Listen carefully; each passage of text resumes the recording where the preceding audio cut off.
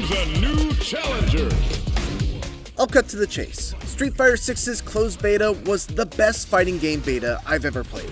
And I'm not even talking about the quality of the game, even though that too is really, really good. I'm talking about everything from the presentation, to the stellar netcode, to the gorgeous battle hub, to the ease of finding matches, to the sheer number of options and modes accessible, most important among those being a training mode, which really should be standard at this point in fighting game betas. Street Fighter 6's closed beta checked all the boxes, then added new boxes, and checked those too.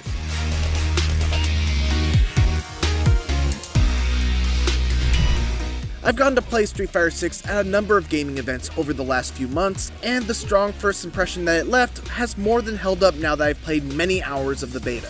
Street Fighter 6 feels fantastic.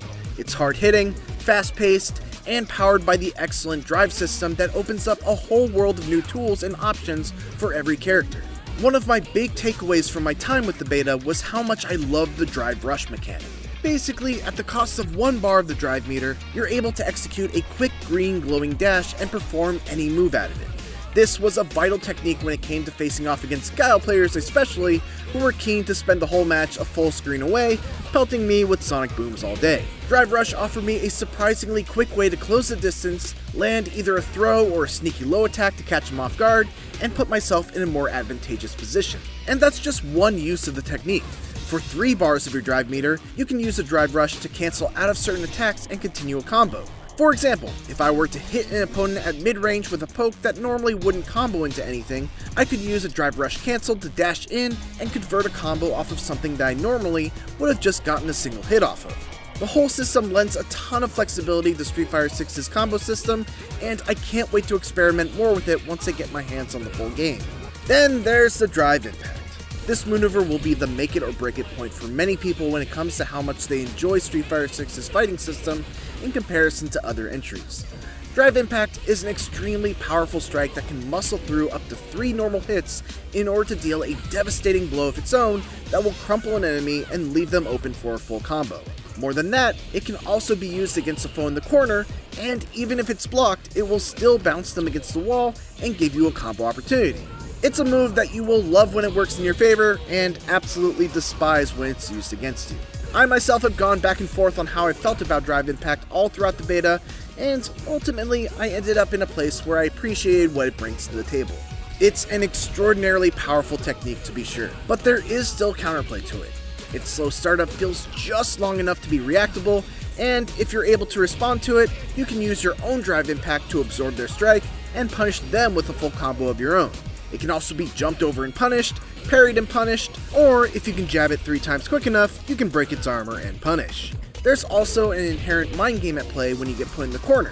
Because it is so strong, people are more likely to try to use it and get that wall splat, so you can be even more ready to try and react to it. Of course, if you're too focused on trying to react to the Drive Impact, you're vulnerable to basically everything else. Basically, being in the corner is very dangerous in every fighting game, but Drive Impact makes it especially harmful.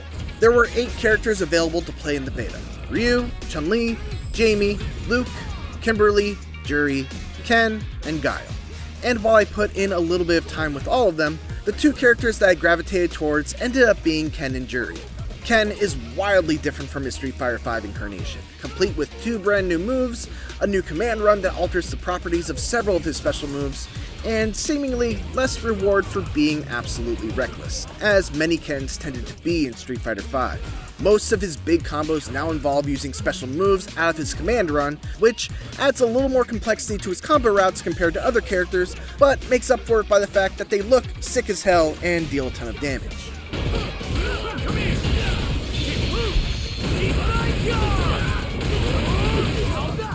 As for Juri, such a lovely face.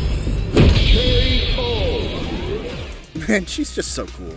Juri also has had some pretty substantial changes into how she plays. She no longer has to build charges in order to use certain special moves.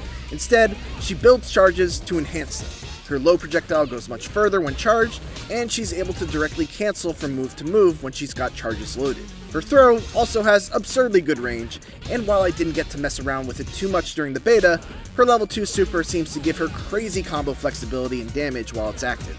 The beta was also our first time getting a look at Street Fighter VI's ambitious Battle Hub, an online hub where players can create their own avatar and wander around a virtual arcade, pull up on an arcade cabinet, challenge another player, or just claim a cabinet of your own and wait for someone to challenge you. This alone is not a new idea. Arc System Works games have been doing avatar-driven online lobbies for years, but it's never been done on a scale quite like this. For one, the avatar creator is absolutely ridiculous, with players being given the power to go as wild as they want with the proportions of their characters, making it fun to simply walk around the hub and laugh at the utter monstrosities that people have come up with. Beyond that, there are all kinds of fun emotes that let you mimic special moves from the game, there's a photo booth, a shop for you to purchase new gear using currency earned while playing, a section where you can play classic Capcom games like Final Fight, and another section where you can play the special Extreme mode. Best of all, if you don't want to engage with any of the arcade cabinets and you just want to automatically get pulled into a match, you can turn on ranked or casual matchmaking. Based on the beta, I feel extremely confident that Street Fighter VI's full launch will truly be a monumental moment for the fighting game community.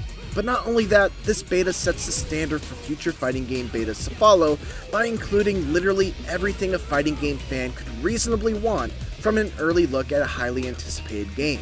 A decent selection of characters, superb netcode, a separation of both ranked and casual play, a tease of what kind of progression to expect when the full game releases, and even a training mode to actually learn how to play.